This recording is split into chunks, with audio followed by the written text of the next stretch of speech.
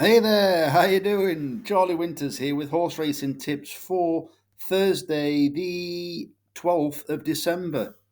Well, one placed out of however many selections. I think a number of them did actually run quite well. I was quite right with two of the selections where they were travelling very well. Um, the horse called Boom. Um, I got 25s. It returned 6-1. It was for me. It was travelling like the winner, attempting to go up the hill. Then, like I said in my video, my horses always seem to stop when they go up the hill.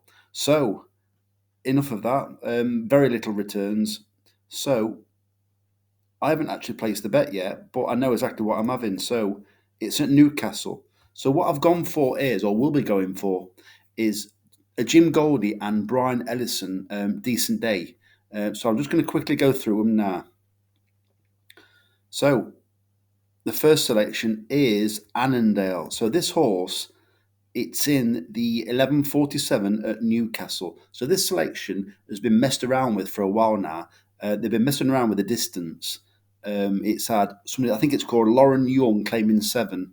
Never been involved over a mile. It's back over a mile and a half, and it ran well last time. It ran over a mile and a half. I think it's got every chance. I'm actually going to take a risk, and I'm going to leave all the prices. I think 12-1 is actually generous, if I'm being honest. Um,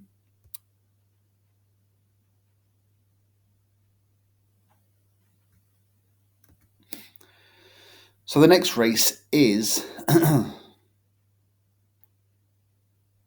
1247 at Newcastle, and the selection is Chile.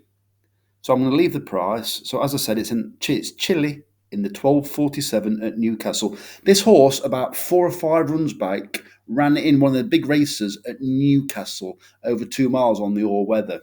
Once again, it's a horse that's done different things between now and then, raced over a number of trips, and it's back over the trip that I believe it wants. Um, or I say once is more than capable of performing. I think 16-1 is too big a price for it, and I think it's very interesting. I do fancy. I think it's either two or three of Brian Ellison's horses at Newcastle, and they're all interesting ones because they've all got chances, and I should tell you why. Even though they're huge prices, some of them. So the next selection is Midnight Lion. It's another horse that I believe has been kept ticking over. It's had a number of chances, and I think it can go well tomorrow. 8-1. Don't get me wrong; they aren't paying 4 places instead of three. It's only 9 places. So if you put this bet on, um, all three races are best odds guaranteed after 9 o'clock. But I can't do that because I don't take my phone to work. So those are the three selections so far.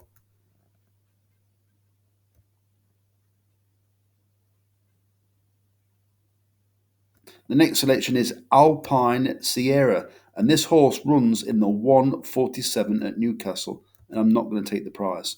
And the final two, well, one especially, is a very tasty price, and that horse is Good Reward. So this selection, it's only a 2-year-old, and it ran well. I think it was on its third run because it was better company.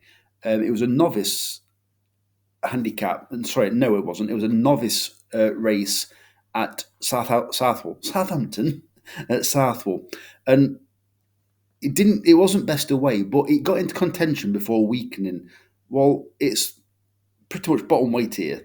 It's a poor race, and I think last time it just it was just keen behind and never put in the race. Well, they've now put, I think it's either visor or blinkers on it for the first time, and I think it might point its toe, possibly go straight to the front. I'm not saying it needs to do that, but I think there is a little bit of ability there, and it's off a base of mark of 40 something. So if it slightly improves its penultimate run, I think it's got a chance of getting a place. There's absolutely no way it should be the outside of the lot. And saying that, I'm actually going to take 50s because I might come to regret this. but I can't see it going much bigger than 50s. I think it's got a genuine chance, and I think they've made a mistake. Occasionally, I do get it pretty right, even though the horses on Wednesday, even though we got huge prices, it's a bit like the John Joe Neal horse we also had, 13-2 backed it at. It returned 2-1 favourite. Don't get me wrong, it came, what was it, third in the end or fourth? It was the only one that placed on Wednesday, but yeah, there's some crazy prices at the moment. So that's good reward. And the final selection, I believe it'll be. Yeah, the final selection.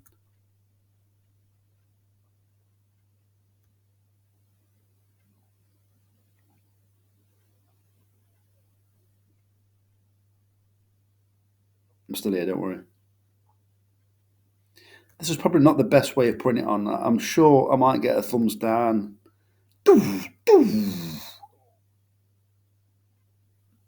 I can't find it. I didn't think it was this far back. So this is not the best of videos. It's here, look. Travel Candy. I thought this was going to be a huge price. It's only 12-1. So there's not a chance I'm taking the price. It's another, in my opinion, unexposed.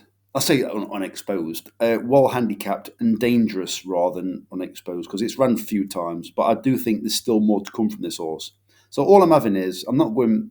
Well, I'm going for minimum stake. So I'm going for a 5 pence each way. Look at 63. I'm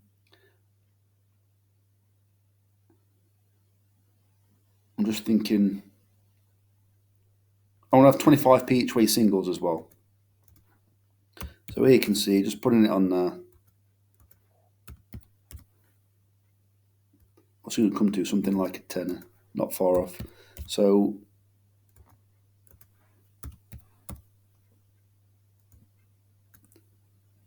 what I think is the top and bottom of Thursday selections is I think Jim Goldie's horses have been messed around, well, not messed around with, as in like they're dangerously well handicapped.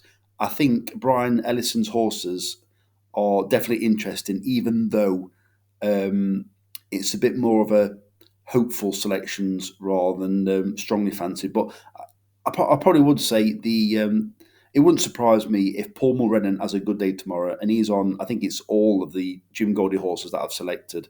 So yeah, so those are the selections. So I wish you the very best of luck. I'm just about to place the bet.